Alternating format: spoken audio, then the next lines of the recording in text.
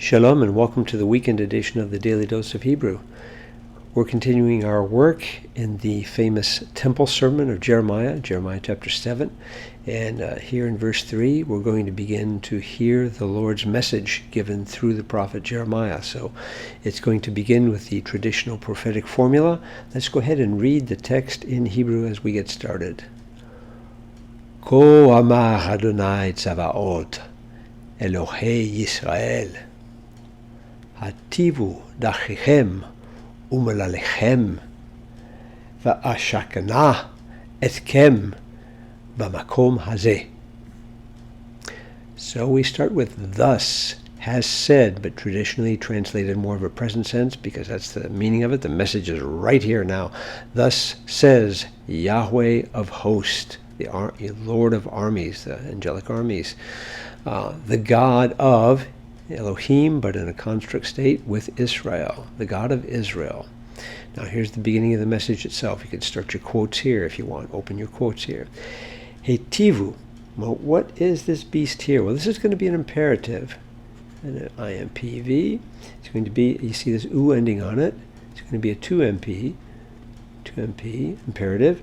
And with this hey prefix on it and the hierarchical in the middle, you may want to guess that it's a hifil, in which case you would be right. And it's from the verb yatav. Yatav. You can see like the root of tov, meaning good, but with the yod at the beginning of it. So yatav, which means, in the cow, means to be good, but here in the hifil would mean to make good, to make something good, to put something in a good order, to amend, frequently translated as amend. So it's a call to amend, make good.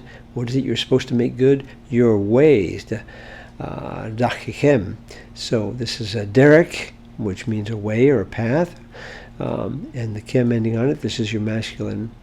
This is a 2MP, your path, and it's paths, your ways. Yod here, so the typical ending would be an im, but when you add your pronoun suffix on it, this is the form that we take here with the sefer yod. So, and the kem ending on it. So, make good your ways, or amend your ways, and your.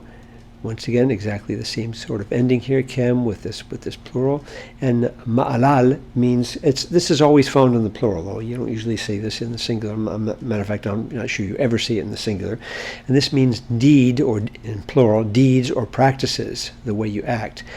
So make good your ways and your practices, your deeds. Now, this one here is going to be just a little bit tricky.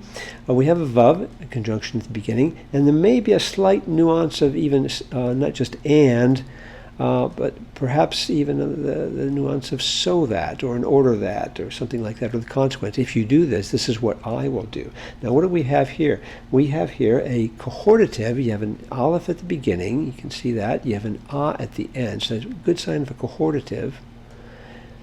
Cohortative. This is obviously a first common singular, and with the you have a schwa underneath. It is a composite schwa, but it's still a schwa. You have a dagesh over here in the second root of the second letter of the root, and you have a patak underneath the first letter of the root. So this is going to be a PL from the verb shakan, which means to abide. In the cow, it means to abide or to dwell. And the PL would have the sense of causing to dwell, or perhaps a nuance of allowing to dwell, or making to dwell, or something like that. And I will cause to dwell. I will make you to make to dwell, and with the cohortative nuance, so that I might make to dwell you. Here's your direct object marker, et with the kim. This is the 2MP suffix. I will cause you to dwell in the place. Makom over here, so in the, here's your article right here underneath, in the place, this one. So in this place, I will cause you to dwell in this place. Now you're going to see that some translations will actually take this and interpret it in a slight sense, and I think they're probably right. So with the nuance of I will cause you to remain in this place. Theoretically, the people are already dwelling in this place, so you may want to interpret it in the sense of I will allow you to go on dwelling in this place, to remain in this place. I will keep you dwelling in this place, in the land. because one of the dangers was if they violated God's covenant, that God would remove them from the land through exile. So that's sort of what we're dealing with right here. Now let's go ahead and hide our work and look at a couple translations, because this gets sort of interesting. First of all, let's take the Jewish Publication Society, the Tanakh from 1917, older edition, very similar to our King James. Thus saith the Lord of hosts, the God of Israel, amend your ways and your doings, and I will cause you to dwell in this place. So it's a pretty direct, straightforward translation. But again, the idea of cause you to dwell, it just raises the question, well, aren't you already dwelling in the land? And this is the reason that most of the other translations, including even some paraphrases like the New Living Translation, will modify this just a little bit and bring in this nuance of allowing or permitting you to continue to dwell. So, New Living Translation, this is what the Lord of Heaven's armies, the Lord of hosts, the Lord of Heaven's armies, the God of Israel says, even now, well, that's not quite in there, but it's from the context of Jeremiah's, preaching in these days, which are already so evil. Even now, if you quit your evil ways, if you amend your evil ways, so if you quit them, again, this is a paraphrase, not a translation, but it's pretty accurate. I will let you stay. Now, I actually like that. I think that's a pretty good way, and a lot of our modern translations, even those that are more literal, will give this a notion of allow you to stay. I will let you stay in your own land, in this place. So it doesn't actually say your own land, but it's in this place, which is where you are right now. So I think this actually catches the idea of it pretty well. One other one I did want to point out to you is the New American Bible, not the New American Standard, but the New American Bible, Revised Edition. This is the Catholic translation. Thus says the Lord of hosts, the God of Israel, reform your ways and your deeds. Okay, that's pretty straightforward. So that I may dwell with you in this place.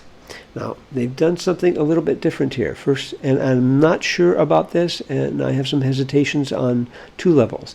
When they say, so that I may dwell with you, they're almost translating this PL here as a cow.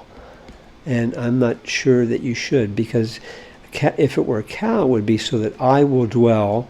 And then the second thing that they're doing is they're translating etkem, as though this is not the direct object marker, but the preposition with. It can exist in this form. It's a little more rare. Usually, if it's going to be the preposition with, it would have a dagesh in it and an I-class vowel underneath, or something like that. Itikem. But it could exist. That's a possibility, but I don't think it's a very good possibility. And especially with the cow sense here, I don't think this is I will dwell with you, but the PL seems pretty clear that it's I will cause to dwell with. Well, in that case, you wouldn't want to translate it with, but I will cause you to dwell, or allow you to dwell in this place, allow you to continue to dwell in this place. So I found this one to be a little bit questionable.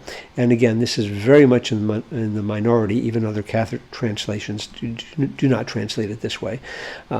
Most of us go with something that will give us something along the lines of, I will allow you to stay in your own land.